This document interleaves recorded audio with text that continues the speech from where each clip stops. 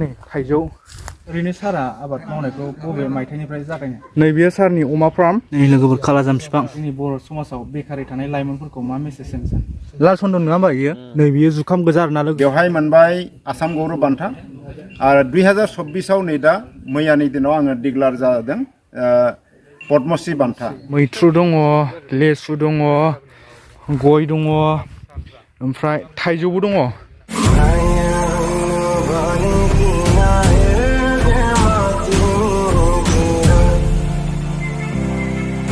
Hi hello' खुलुमबाय welcome back to माय YouTube channel बिदिन ब्लग स' लोगोफोर गिबियावनो बिदिन ब्लग यूट्यूब चैनलाव बयखौबो आंनि गोसो गोरबोनिफ्राय बरायनाय थाबाय आसा खालाम गासिबो मोजाङै दं। ओमफ्राय लोगोफोर दायो जोङो जोंनि फानबारिनि पद्मश्री बान्था मोननो हानाय सार सर्बेस्वर बसुमतारीनि न'आव दंफैयो। दायो जोङो सारखौ जोंनि फानबारि इउनिट एबसुनिफ्राय बरायनो फैदों। सारा 2022 ना 23 मायथाइयावबो आसाम गौरब बान्थाखौ मोननो हादोंमोन। स' लोगोफोर दायो भिडिअखौ जोबजासिम नायलांबाय था। बिबार बागान गोजा नै ओरजा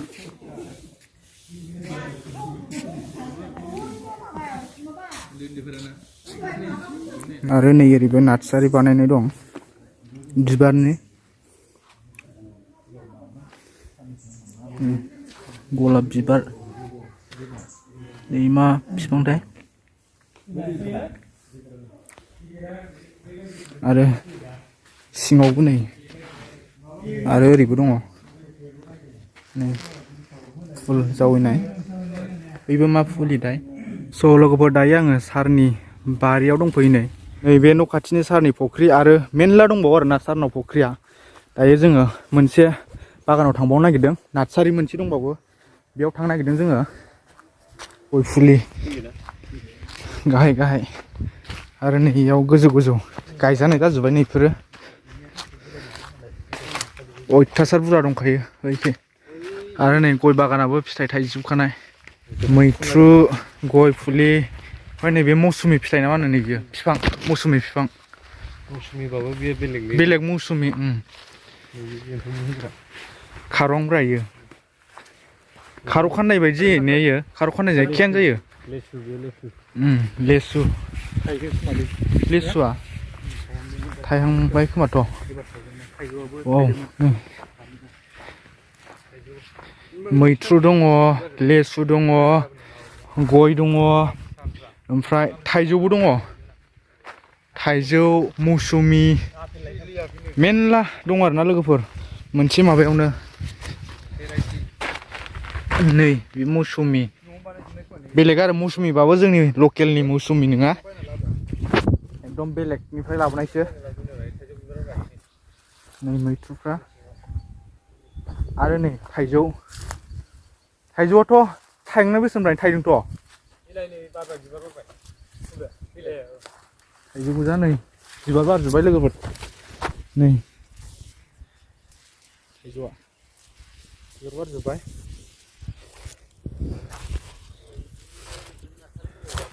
नै गय फुलि बेथ' गय फुलियाथ' जावैनायसो खोमाथ' ने जावैनायसो दां बे गय फुलिया। नोंहा एफा खाथि खाथि गायाना गयखौ बेखौ नै इयाव मोनसे नार्सारि दं। नै बे खारं बिफां गोजा नै सेस खारं बिफां गोजा नै बियो एम्फौ फिसिग्रा खारं गोजा लोगोफोर नै खारं खालाजाम नै लोगोफोर खालाजाम बिफां फुलि नांगौबा लांफैनो हागोन कन्टेक्ट खालामना सारजों। ओमफ्राय नै बे खारं बेयो मिहिगुनि नङा खोमालै मिहिगुनिबाबो बेलेग नोलै मालयसिया ना मा होनो। अ नै बे चन्दन खोमा लाल चन्दन नङा होमबा इयो लाल चन्दन। स' लोगोफोर दायो जोङो सारनि बागाननिफ्राय थांथ'नोसै आरो बै न' खाथियाव मोनसे बागान दंबावो बेयाव हाबहैबावगोन जोङो। स' नायलांबाय था लोगोफोर भिडिअखौ जोबजासिम। ओमफ्राय सारनाव जोङो मोननैसो सोंथि सोंनो बियो जुखाम गोजा आरोना लोगोफोर नै अयथासार बुरजा दं एखिजा जुखाम गोजा बेयो गासिबो। ओमफ्राय नै गय गोजा बेयाव गय ओमफ्राय गेजेर गेजेर खारं बिफांबो गायना होनाय दं नै एम्फौनि। ओमफ्राय नैबेयावबो गय फिसा फिसा दं आरोना गय फुलि बेखौ एसे गिदिर जाबाथाय बेबायदि गिदिर जाबाथाय बेखौ बेलेगाव गायस्लायना लांगोन। नै ओरै जुखाम ओमफ्राय नै बियो गय स' लोगोफोर नैबे सारनि अमा फार्म नै अमाया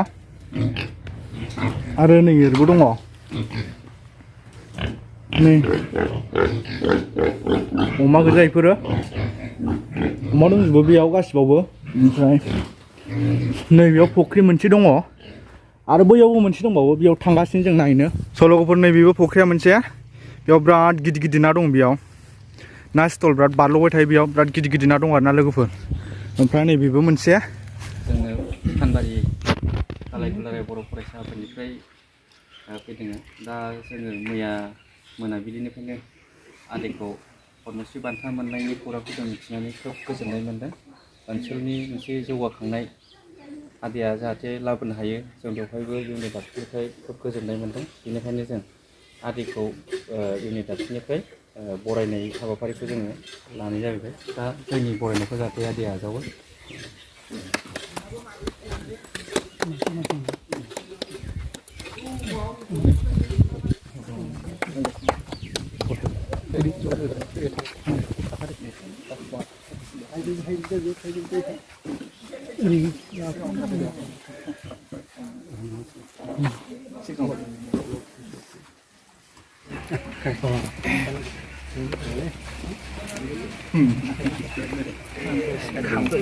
सारखौ गिबियावनो बिदिन ब्लग इउटुब चेनेलनिफ्राय बरायनानै लाग्रोनाय जाबाय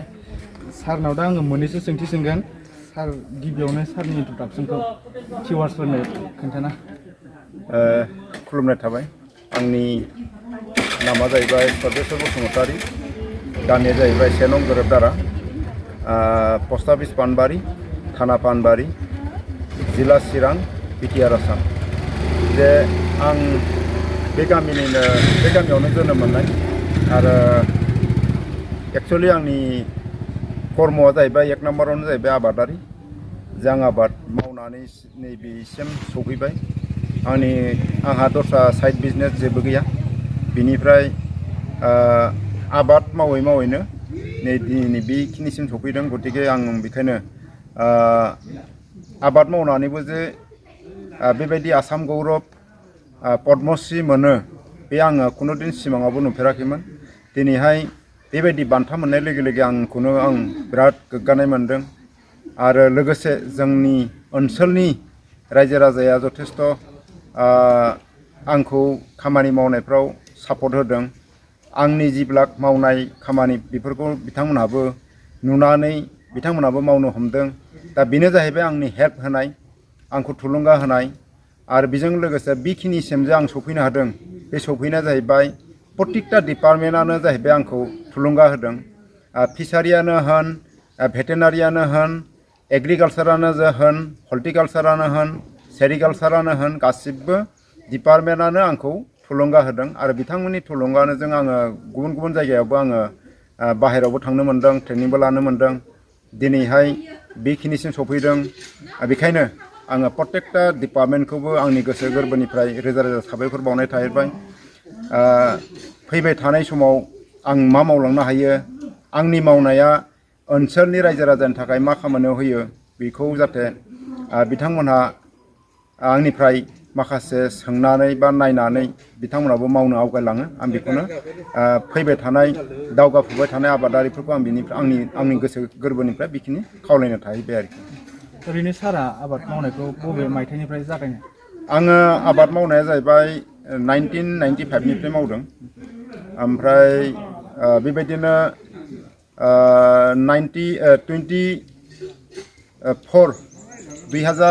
2004निफ्राय नैबे सिस्टेमेटिक जिथुनाखि साइन्टिफिकेलि मावनाया एसे जागायहांदों आरोखि बिनिफ्राय 2007आव आङो ना फिनायनि सोमोन्दै ट्रेनिं मोन्दों नाजों अमाजों माबोरै फिनांगौ बा नाजों हांसोजों माबोरै फिनांगौ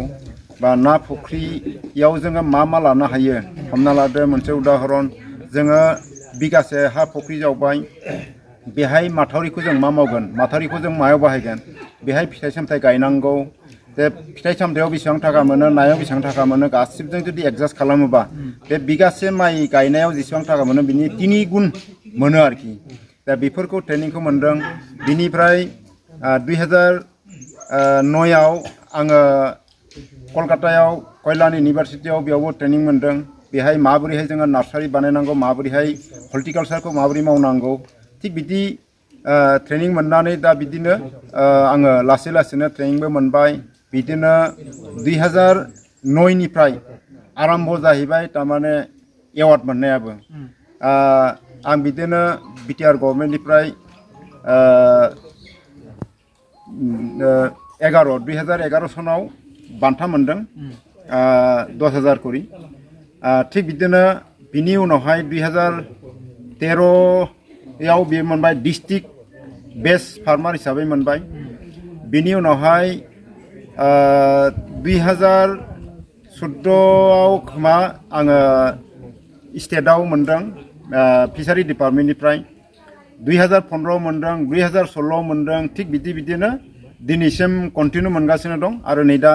2022-23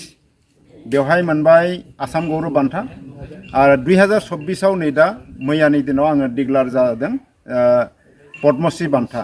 दा बेयो आंनि थाखाय जथेस्थ गौरब आरो बे गौरबखौ नुनानै जोंनि खाथि खालानि दावगाफुनाय आबादारिफ्रा जाहाथे बेबायदिनो आवगायबोयो आं बेखौनो आंनि गोसो गोरबोनिफ्राय खावलायना थाहैयो आरोखि दायो ओरैनो सारनाव मा आबाद दं आंनाव आबादा दा दङ ओरैबायदि दानि मुगायाव नायदो जोङो मा मावगोन बेखौ जोङो प्लेन पलिसिखौ लाग्रोनांगौ हमना लादो आंनाव माइ गायग्रा दङ माइखौ आङो मा माइ गायगोन मा मासाव हागोन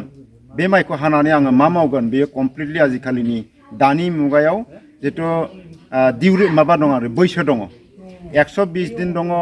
90 दिन दङ 90 दिननिफ्राय 120 दिन दं 130 दिन दं 150 दिन दङ गतिके आंनि हाखौ 120 दिनाव हानानै आं माबायदि हालौथावनाय दंना गैया मा आबाद मावगोन बेखौ गासिबो स्टाडि खालामनो हायो दा बेहायनो आबादा जाहैबाय माइ हानानै आङो फोदों बेहाय धेमसि फोदों आरो बिनि उनावहाय जुखाम दङ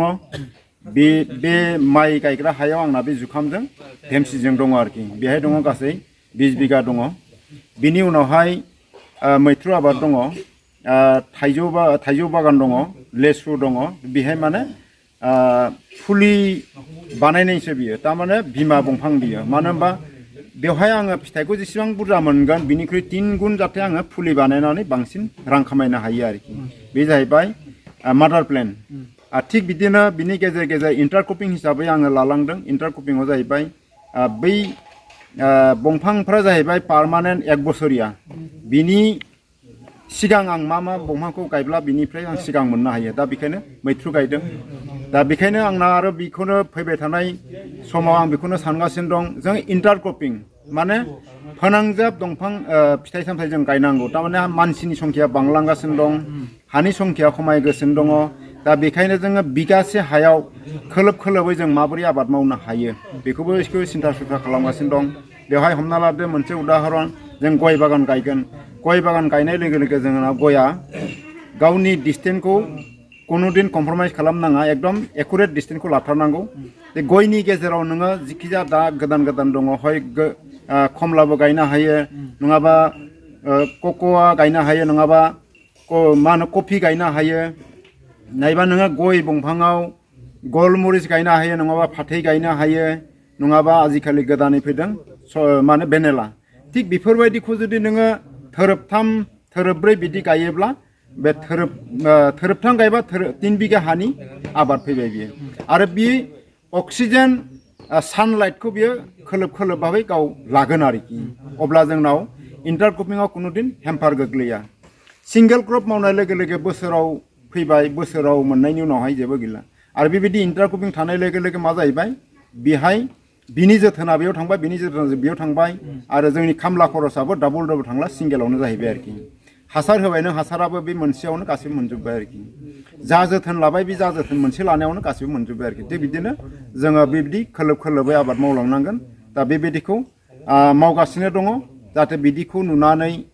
गुबुनाबो जाहाथे आवगायबोयो आसा दङ आंहा बिदिनो जथेस्थ आवगायबोगोन आरोखि दायो सारा जोंनि बर' समाजाव बेकारै थानाय लाइमोनफोरखौ मा मेसेज होनो सार आं बेकारि थानाय लाइमोनफोरखौ आं बेखौनो खावलायो बेकार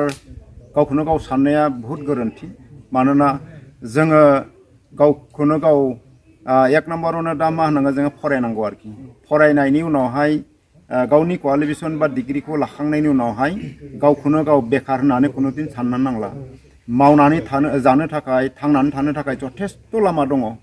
जथेस्थ' लामा दङ जे बे लामा बबे लामाजों जों थाङोब्ला बिराद गावखौनो गाव गोग्गाथाव माने बाख्नायजाथाव खामानि मावलांनो हायो बे खामानिखौ बासिनानै लानांगोन आरोखि बासिनानै लानो रोंबानो बियो जाहैबाय बिराद माने मोजाङाव फैगोन बासिना लानो रोङाबा बियो खैफोदाव गोग्लैगोन आरोखि दा बेखायनो आङो गाव रावखौबो बेकार होननानै बुंनो साना बेकार गावखौनो गाव बुंनानै लानो नाङा मानोना आइ आफाया जेरै मावदों बैखौ नायनानै सोलोंनो हायो आरोखि जोङो बिनिफ्राय सोंख्ल'नोबो हायो बिनिफ्राय नुनानैबो जों सोलोंनो हायो दा बेखायनो आं बै बुस्थुफोरखौ आङो सिंगेल आंनि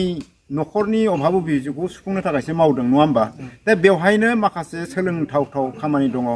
जेरैहाय आङो मा मावदों आं बुंबायानो जे 2004निफ्राय जे टेक्न'लजि मिसनाव जिबिलाक बुस्थु फैदों बिनिफ्राय बेयाव गायबाय आङो आनारस गायबाय